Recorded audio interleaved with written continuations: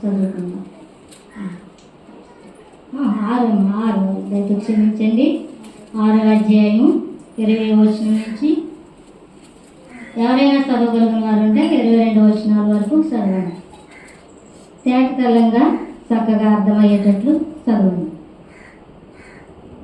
తన ఇంటి వారిని నియమించుటకు దావీదు తిరిగి రాగా సౌలు కుమార్తెయగు మీకాలు దావీదును ఎదుర్కొన బయలుదేరి వచ్చి హీనస్థితి గల పనికెత్తలు చేసినందున దావీదు ఈ తండ్రిని అతని సంతతిని విసర్జించి ఇశ్రాయేలీయులను తన జనుల మీద నన్ను అధిపతిగా నిర్ణయించుటకై నన్ను ఏర్పరచుకున్న యెహోవా సన్నిధిని నిన్న రావు చేసుకుని యెహోవా సన్నిధిని నేను ఆట ఆడితిని.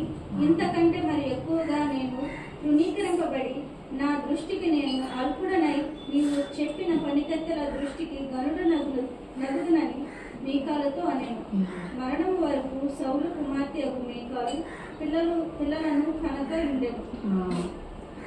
ఒకసారి దావీదు తిరిగి రాగా, దావీదు ఎవరంటమ్మా?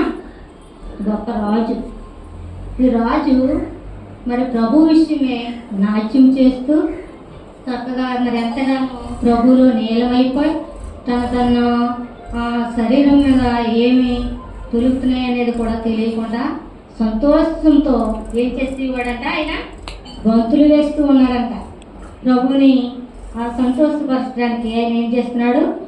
గొంతులు వేసి చక్కగా నృత్యం చేస్తున్న దినాల్లో ఎవరు చూసారంటే ఈయన్ని ఎవరమ్మా?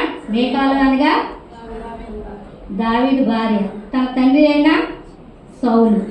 ఈ సౌలు కుమార్తె మరి ఈయన నాట్యం ఆడుతుని చూసి ఈయన్ని ఎంతో హీనమైన స్థితిని గ్రహిస్తూ వచ్చింది, కానీ ఆత్మీయంగా ఎంత మాత్రమో చూడలేదు.